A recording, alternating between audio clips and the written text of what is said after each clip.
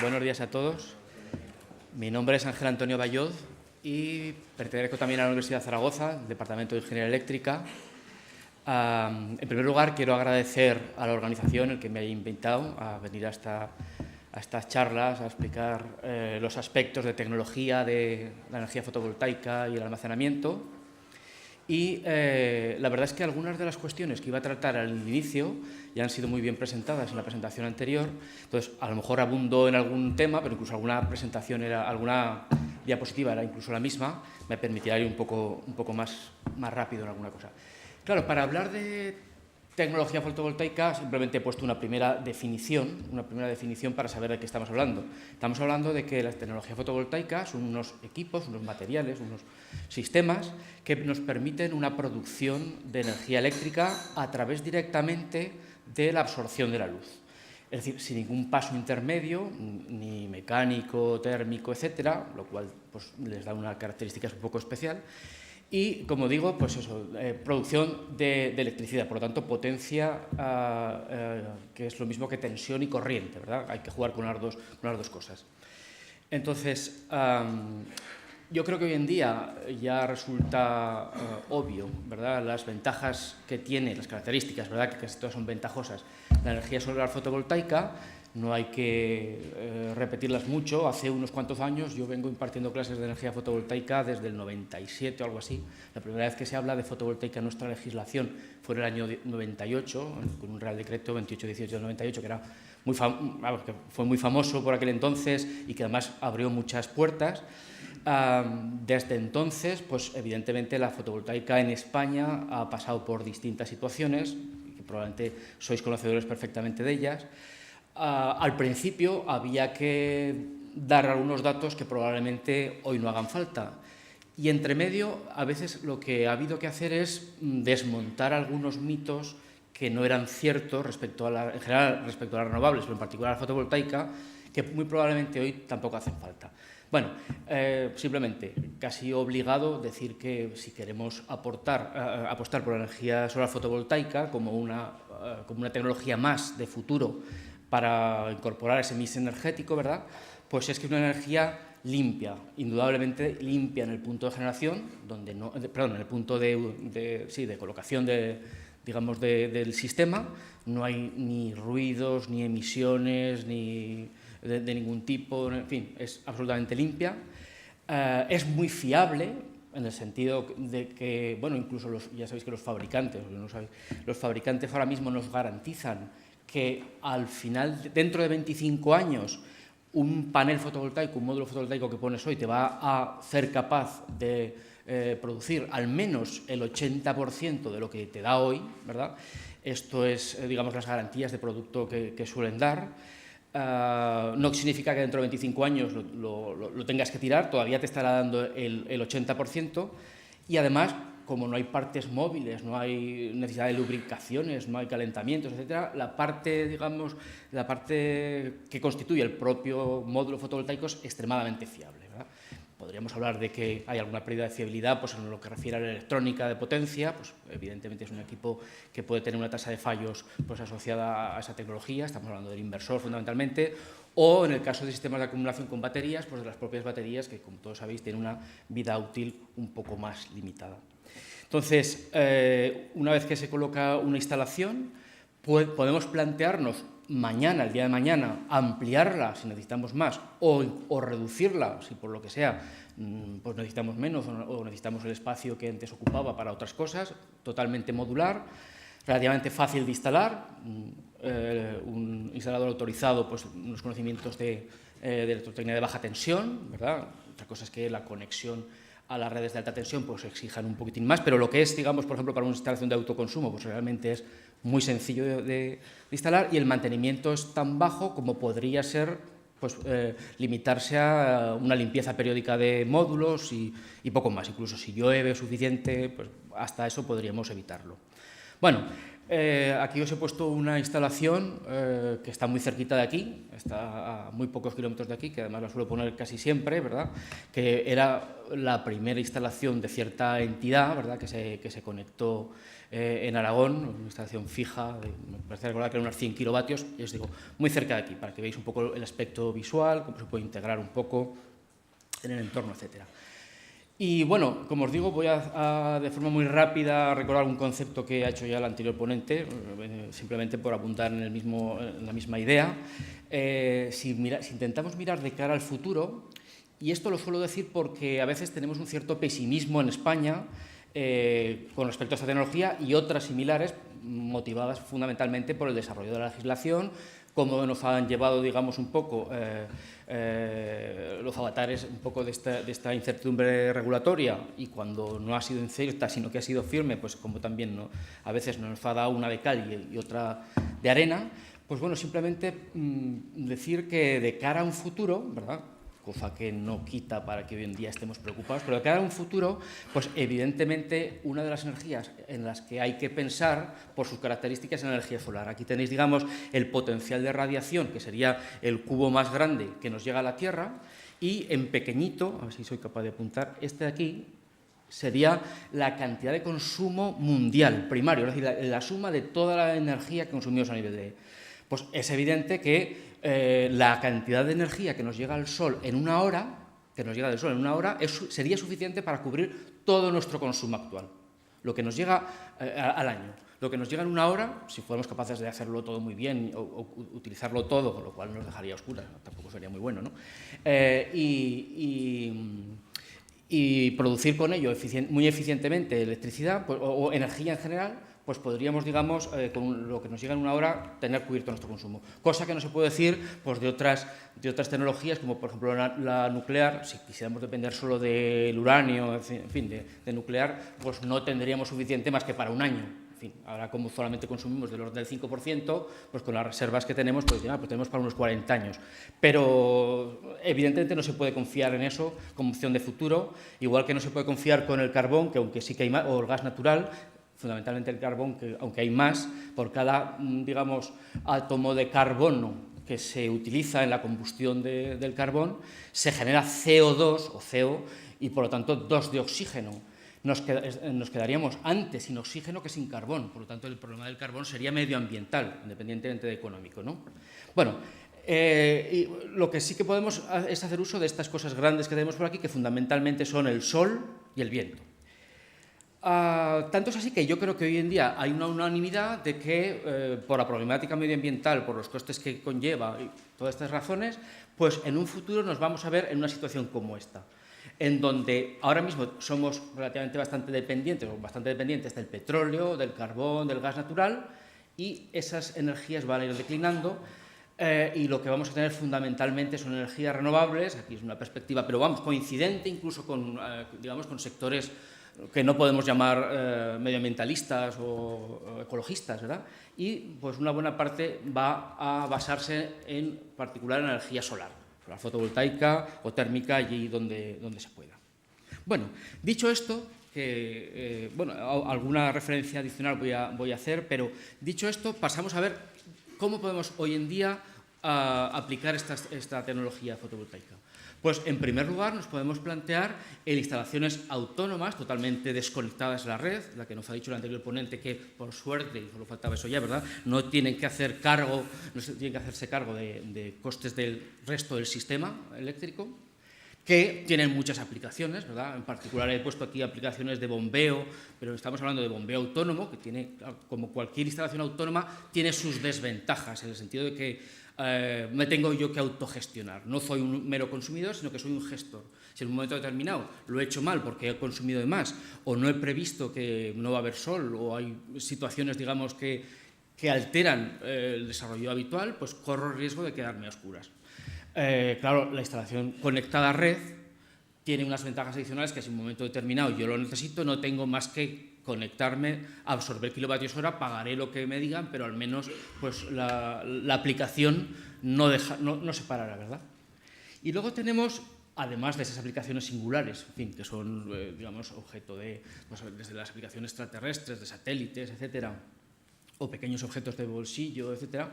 Pues la otra parte son las instalaciones de conexión a red, en donde podemos plantearnos directamente plantas de producción, o digamos, proyectos de inversión, donde yo decido cuántos millones de euros invierto, cuántos miles de euros, o cuántos centenares de euros, bueno, instalaciones de conexión a la red, miles de euros o millones de euros, invierto, y luego me hago mi plan de rentabilidad en función de lo que estimo que voy a tener de retribución y, pues bueno, en principio, si yo pongo más inversión, es muy probable que más me retribuirán, porque más produciré y al fin pues haré mis cuentas económicas de mi IVAN, mi TIR, etc. Y luego están estas otras instalaciones que son en edificios que van en la línea de introducir, digamos, la generación no solo muy cerca de los puntos de consumo, como podría ser el hecho de crear anillos energéticos alrededor de las ciudades, de los pueblos, que evidentemente conllevarían esas ventajas que ha dicho el compañero antes, de que no tendríamos que traer la electricidad desde más lejos, por lo tanto podríamos reducir pérdidas, etcétera, sino directamente encima del consumidor o intrínsecamente junto con el consumidor, en una cosa que ahora ya se ha dado a llamar el prosumer. Ya no seremos simplemente usuarios, consumidores, ni habrá por otro lado productores, sino que en la misma entidad, y esto nos lo facilitará, digamos, este nuevo concepto que se llaman las redes eléctricas inteligentes, las smart grids, que no es más que una evolución del sistema tradicional a uno futuro, con las capacidades que nos permite la tecnología actual, de telecomunicaciones, de información de telecomunicaciones, pero también las de generación, etcétera. Pues digo que seremos incluso una unidad quienes consumimos, quienes producimos, incluso quienes almacenemos, ¿verdad? Y así, a tiempo real, en función de determinadas señales del mercado, podríamos decidir, pues, incorporar nuestra red al servicio, digamos, de los demás, cobrando, por ejemplo, o comprar de la red, o almacenar parte de lo que yo consumo en este momento para usarlo más tarde o incluso para venderlo más tarde. Estoy hablando, evidentemente, en el terreno teórico, no en la situación actual que estamos, ¿verdad? O rellenar mis baterías en periodos valle, que son, la tarifa eléctrica es más barata, y es más barata porque proporciona beneficios al sistema, no por otra cosa, y poderla incorporar más tarde, en fin, un montón de posibilidades que ahora mismo se están abriendo, pues, de instalaciones fotovoltaicas. Claro, filosóficamente, ya os digo que vengo impartiendo esto desde hace mucho tiempo, una de las aplicaciones que claramente se veía como muy adecuada, como digamos, quizá incluso la más adecuada por aquel entonces para este tipo de tecnología, era las instalaciones aisladas. En particular, fijaos que pongo aquí, pues de 6.000 millones de habitantes, 2.000 millones, se dice pronto, ¿verdad?, no tienen ningún tipo de acceso a la electricidad. Pues bueno, es una forma relativamente sencilla y económica de satisfacer, ¿verdad?, esas demandas, ¿verdad?, mejorar su calidad de vida.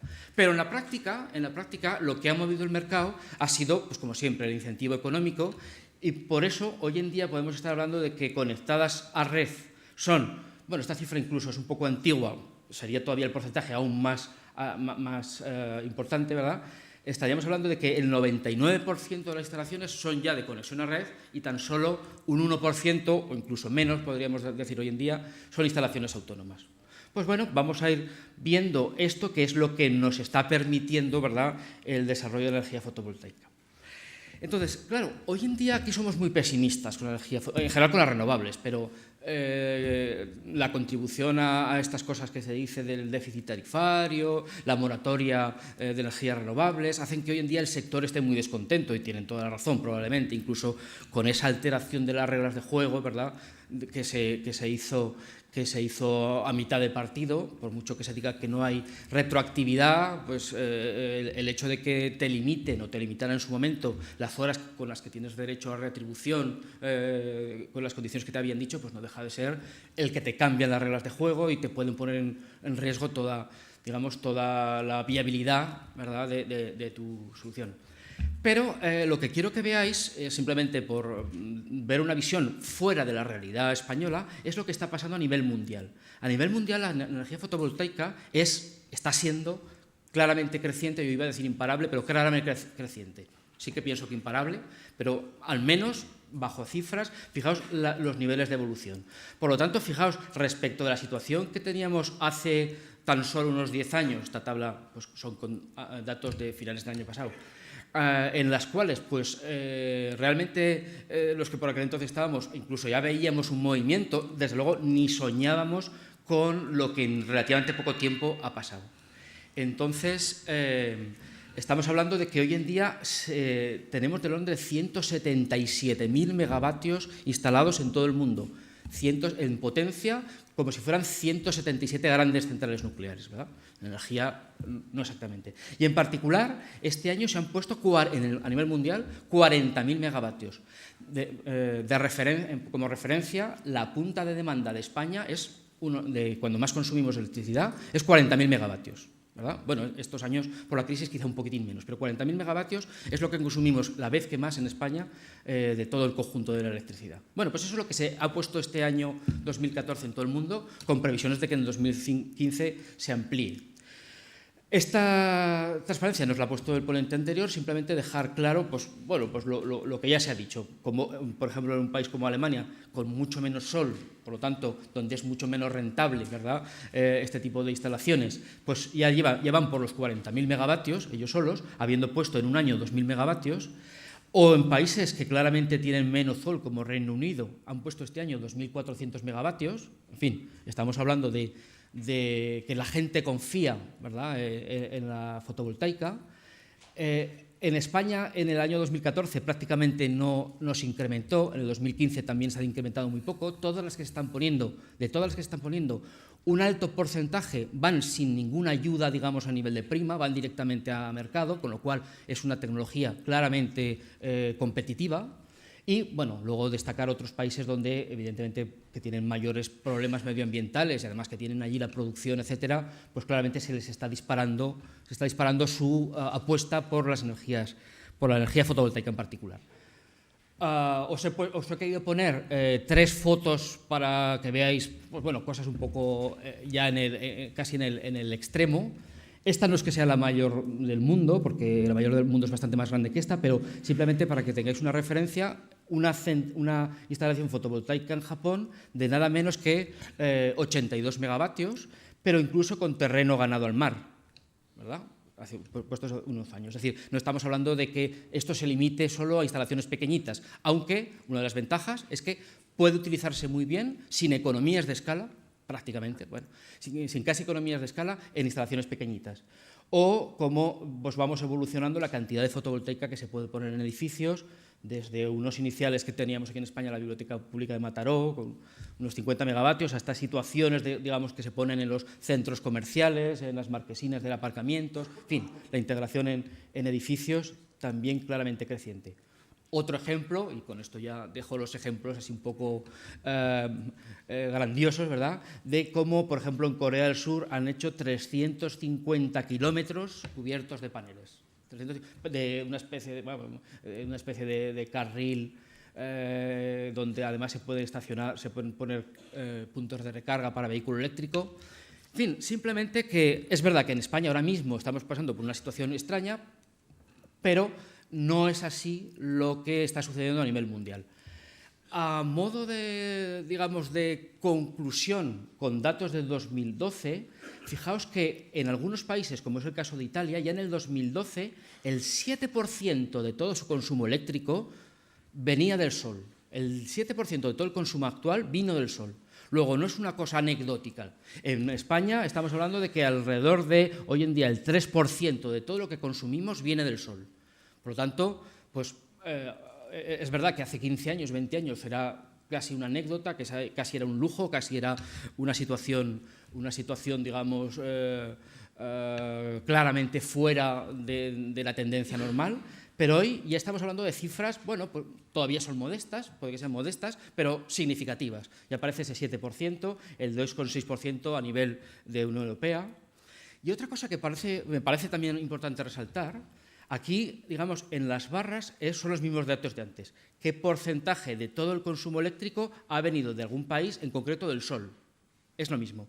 Pero los puntos rojos significan qué cantidad de potencia en algún momento se ha podido extraer del sol de toda la que consume el país. Esto viene en relación a que cuando antes de la fotovoltaica yo trabajaba en eólica, se hablaba por aquel entonces de que si en España se pusieran 8.000 megavatios de eólica, ahora vamos por 24.000, si se pusieran 8.000 megavatios, el sistema eléctrico correría el riesgo de inestabilizarse. Es decir, tendríamos serios problemas de fiabilidad del suministro. Con 8.000, ahora tenemos 24.000, como os digo.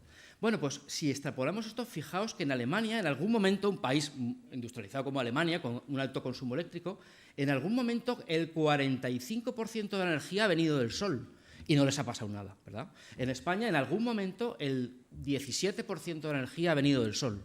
Luego, podemos confiar en que, evidentemente, gracias a que hay otros sistemas de respaldo actualmente y otros distintos que habrá en un futuro, que nos inventaremos si queremos que sean parecidos a estos o diferentes, que en algún momento permitan el hecho de incorporar esta tecnología claramente intermitente, por la noche lo producimos, incluso variable, pues en algún momento en estos países se ha podido el 45% de la energía cogerla del sol.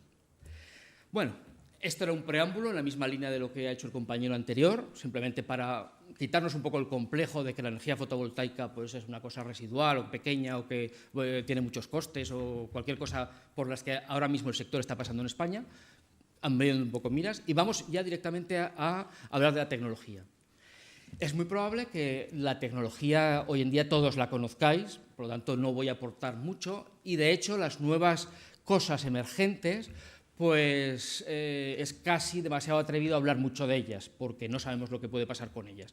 Lo que sí que tenemos es una tecnología muy probada, muy madura, a pesar de su no tan corta periodo de vida, porque digamos la primera célula de silicio comercial se produjo en 1954, no es tampoco tan reciente, pero sí que es verdad que el desarrollo ha sido muy reciente. Y lo que sí que todos sabemos es que bueno, pues hoy en día estamos fundamentalmente basados en un tipo de células, ya veremos ahora, mayoritariamente de silicio, con esta tipología, unos materiales semiconductores que cuando inciden la radiación solar son capaces de liberar, de generar lo que nosotros llamamos un par electrón hueco. Bien, es un tecnicismo de soltar electrones para que si soy capaz de extraerlos, de llevarlos a un punto donde ya no haya oposición a que se muevan libremente, salgan de ese circuito y, por lo tanto, buena parte, ¿verdad?, de la energía que ha incidido seamos capaces de recuperarla externamente. Bueno, pues esa es básicamente la filosofía. El explicarlo, evidentemente, bueno, yo lo explico en mis clases, evidentemente, le dedico unas cuantas horas. Hay que hacer uso, digamos, de mecánica cuántica y aún así yo les cuento un poco, desde luego, esta frase de Albert Einstein y de que la teoría cuántica no deja de ser una teoría que nos permite explicar cosas, pero igual no es todo tan cierto como lo estamos explicando, ¿no? Entonces, bueno, Einstein ya veis que en sus ratos libres pues hacía otras cosas y ya dudaba incluso de lo que había venido haciendo durante toda su vida y por lo que además le dieron el premio Nobel, ¿no? No se lo dieron por la teoría, digamos, de la relatividad, sino por su contribución al efecto fotovoltaico. Bueno, hablando específicamente de la tecnología, pues podemos clasificar las células, las células en dos tipos fundamentalmente. Unas en las cuales, nos basamos en un material que cortamos en rodajitas, ¿verdad? Y al cual le vamos a dar un tratamiento, un material bastante costoso de trabajar y que lo llamamos obleas, ¿verdad?, procedentes de un lingote, ¿verdad?, en la siguiente transparencia lo tengo, ¿verdad? Tenemos un cristalito, tenemos, por ejemplo, silicio fundido, tiramos hacia arriba y giramos, esto se va enfriando con mucha ordenación cristalina, por lo tanto podemos llegar a decir incluso que es un único cristal. Construimos así un lingote que luego cortamos en rebanadas que vamos a llamar obleas, ¿verdad? La traducción es esta de wafers, que pone aquí. Pero en el otro extremo, o en el otro punto, lo que tenemos son las tecnologías que llamamos de película delgada, de capa fina, thin film, en las cuales lo que vamos buscando es abaratar costes, no tener que fabricar ese material hoy en día tan costoso, aunque sea a costa de sacrificar eficiencia. Muchas veces solemos focalizarnos, y yo también lo voy a hacer en esta presentación en parte porque a lo mejor es un poco lo que se espera a veces, en el término eficiencia. Y por eso estamos preocupados de qué eficiencia tiene y cómo evolucionan las eficiencias, pero la eficiencia realmente solo significa espacio requerido. Es decir, la eficiencia no es más que una medida, una métrica, ¿verdad?, una medida de cuánto espacio necesito yo para cubrir una determinada, para satisfacer una determinada potencia eléctrica.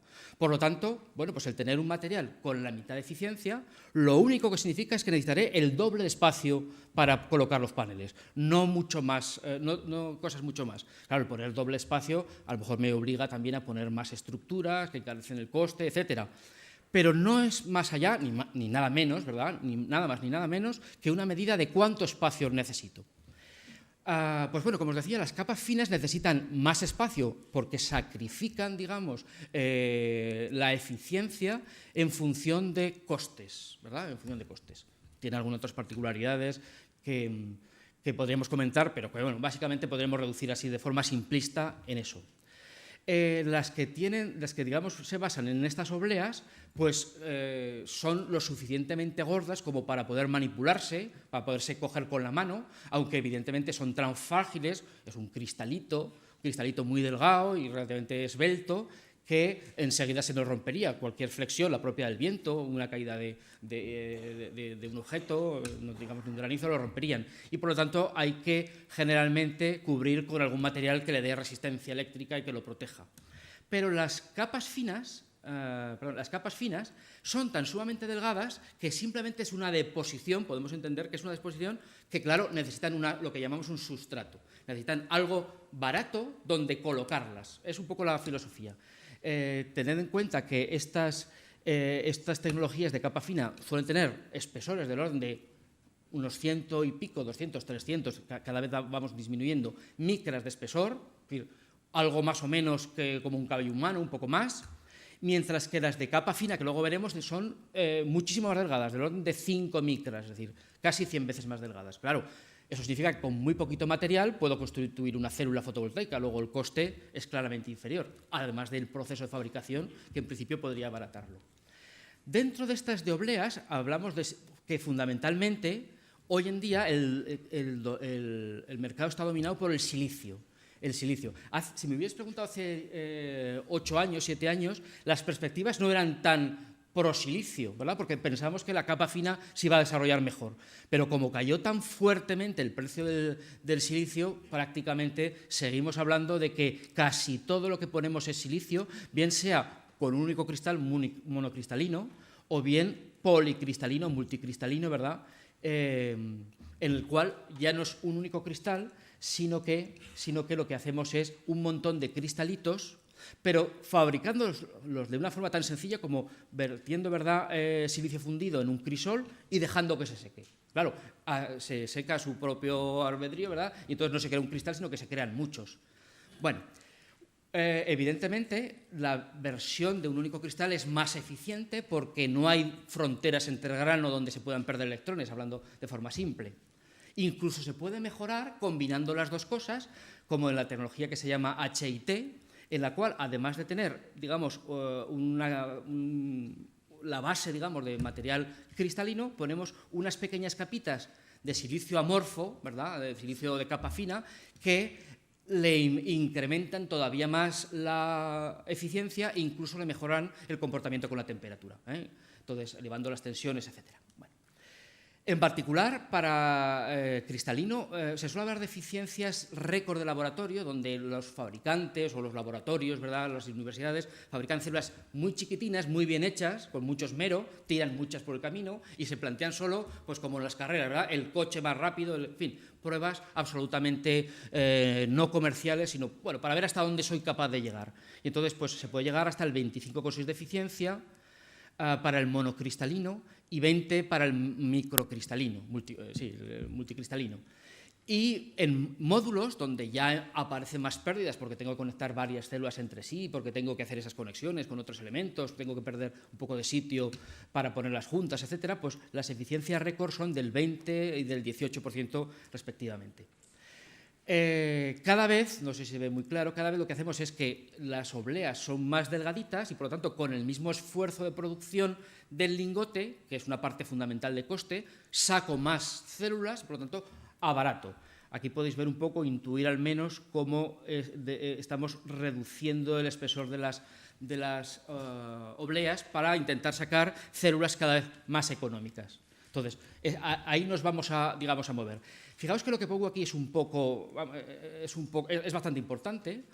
Me dice aquí que no solamente domino el mercado actual del silicio cristalino, sino que probablemente seguirá dominándolo los siguientes 10 años. Por lo tanto, es verdad que cabe esperar mejoras en otros materiales más eficientes, etcétera, pero muy probablemente en los siguientes 10 años estaremos hablando de una tecnología mejorada, pero basada en lo que ahora mismo estamos desarrollando. De hecho, podríamos llegar a producir 1 teravatio, nada menos, de paneles en 2050 sin muchos cambios significativos. Eso sí, probablemente con una disminución de precios, cada vez menos importante porque ya estamos afinando mucho, y además superando, digamos, los niveles de eficiencia. Todo ello mejorando los sistemas de fabricación, reduciendo la cantidad de silicio, pues, digamos, adelgazando las obleas, etcétera.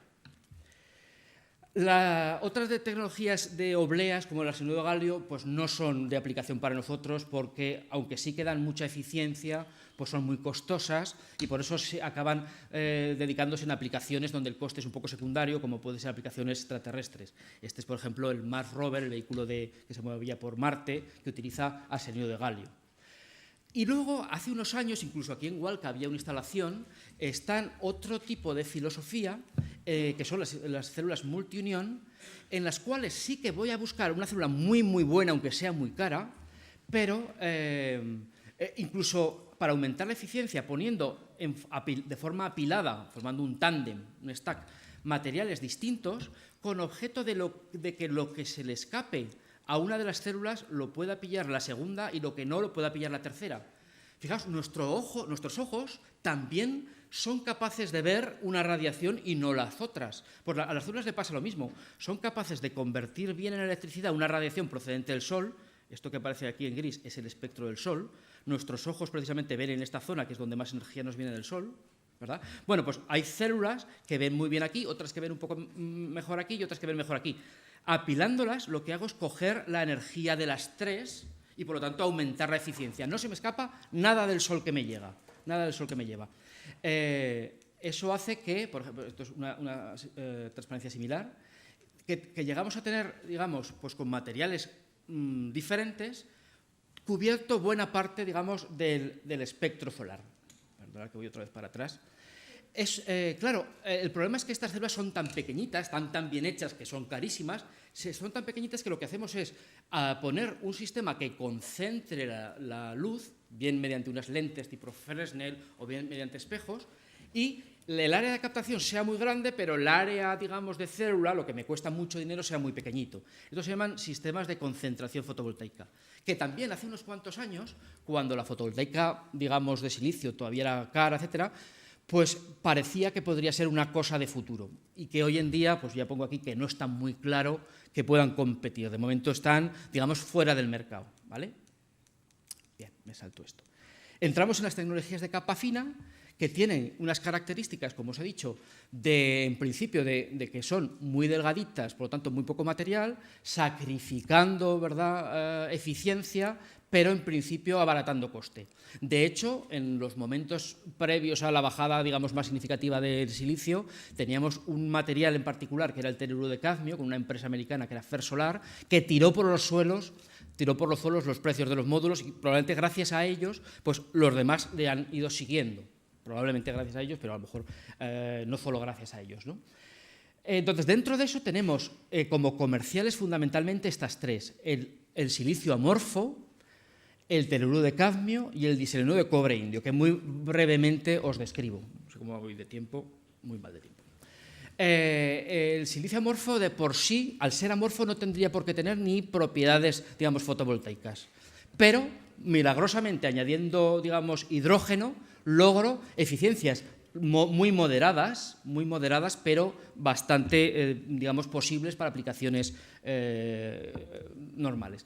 El telururo de cadmio es algo similar, voy un poco más rápido para no quitaros demasiado tiempo luego del resto de la jornada, y el diseño de cobre indio. La filosofía, la misma.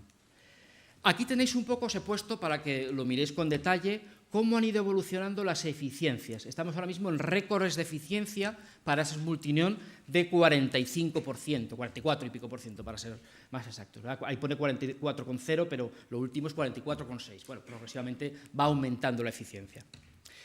Insisto que la eficiencia significa espacio, pero luego, por ejemplo, en silicio cristalino pues tenemos eficiencias relativamente también aceptables. En cuanto a módulos, aquí podéis ver cómo han ido evolucionando. Esta es la tendencia, que progresivamente iremos aumentando la eficiencia. Vuelvo a insistir aquí, que eficiencia significa espacio. ¿Cuánto espacio necesito para un kilovatio? Pues si lo quiero poner de silicio monocristalino, unos 6 metros. Si lo quiero poner de silicio amorfo, unos 12 metros. Si lo quiero poner con célula estándar, unos 2 metros. Estamos hablando de eso, es lo que fundamentalmente significa. Pero muy probablemente más importante es el coste. ¿Cuánto dinero me cuesta producir un kilovatio hora? Pues en esto hay que tener en cuenta que no solo me cuestan los módulos, me cuesta el inversor, las estructuras, todos los demás elementos del sistema, los propios, digamos, contadores que contaban. Esta es la evolución que se está teniendo de los precios. Bueno, en concreto, esto es un estudio del Instituto Tecnológico de Massachusetts, donde te dice que los módulos ahora mismo, en el 2014, están en el entorno de $0,5 por vatio. Esto no quiero decir que si vais a comprar solo un vatio, pues evidentemente os lo vendan a este precio. Pero bueno, esa es un poco la tendencia que estamos teniendo. Y esa tendencia prácticamente se puede hasta predecir porque estos son los precios que han ido ocupando los módulos fotovoltaicos a lo largo del tiempo. Casi, en esta escala, que es doblemente logarítmica, siguen una línea recta. Por lo tanto, podemos prever qué precio tendrán dentro de unos cuantos años. Claramente una tendencia a la baja. Puede que haya algún salto tecnológico significativo que nos haga cambiar, pero básicamente, si no, que hoy en día nos espera, esto es lo que ahora mismo tendremos. Entonces, claramente los módulos van a ir bajando cada vez un poco de forma más lenta. Y eso hace que los sistemas también cada vez vayan a ir bajando. Aquí, por ejemplo, hay unos precios que para los sistemas residenciales me hablan de que estaríamos en torno por debajo de los $4, bueno, la traducción, por vatio, todo instalado. Lo cual hace que hoy en día, digamos, las instalaciones sean rentables. El nivel de rentabilidad nos lo define un concepto que se llama la paridad con la red, la grid parity. ¿Cuándo me es más barato fabricar que comprárselo a la red? Pues bueno, hace unos años decíamos, no lo sé cuándo será más barato comprar que fabricármelo yo. Pero es que aquí pone que en el año 2012, si no hubiera alteraciones de mercado, digamos, cosas del mercado que lo falseen, España ya estaba bien arriba de lo que se llama, de lo que está dentro de la paridad con la red. Y progresivamente estas líneas van bajando hacia abajo. Poco a poco van bajando los países en donde ya es más rentable, si no ponemos mecanismos artificiales para incrementar los precios, generar que producir. Insisto, con sus contraprestaciones. Yo, no tengo, digamos, la posibilidad, digamos, de hacer uso de una red y si quiero hacerlo probablemente tendré que pagarlo y tendré, digamos, que añadir costes. Pero si no es así, ya estamos dentro de la paridad con la red. Tened en cuenta que es verdad que los módulos van bajando, pero otras cosas, lo que se llama en inglés el balance of systems, todo lo que no son módulos, pues eso es muy probable que no baje a la misma velocidad. Y hoy en día ya es, digamos, una parte muy sustancial del precio total de las instalaciones. ¿Vale? Bueno, hasta aquí un poco la tecnología, un poco los costes y ya todavía de forma más rápida las posibilidades de almacenamiento. El almacenamiento sí que sería, o sí que puede ser, una cosa que cambie drásticamente nuestra forma de concebir los sistemas energéticos, en particular los eléctricos. Puede dar unos beneficios no solo a los usuarios, también a las compañías eléctricas, que hagan, que mejoren, digamos, la eficiencia en coste, la fiabilidad, en calidad, en fin, que mejoren sustancialmente las posibilidades del sistema como ahora mismo lo conocemos. Cuando yo estudiaba, digamos, electricidad, nos decían la energía ni se genera ni se destruye, pero no se puede almacenar, me decían entonces, de forma económica. Ya empezamos a dudar de esta frase, ya no lo decimos. Ya pues puede resultar más o menos costoso, más o menos fácil, pero ya no podemos decir aquello de que no se puede almacenar. Bueno, fundamentalmente un almacenamiento haría muchísimo, ¿verdad?, por el desarrollo de las energías renovables. En particular, nos proporciona unos beneficios, insisto, tanto al sistema en sí como a los usuarios, como a las compañías eléctricas. No voy a desglosarlo por lo mal que vamos de tiempo, pero digamos beneficios técnicos, beneficios económicos, beneficios de seguridad, de diversidad, locales, de no dependencia, pero múltiples beneficios, ¿no?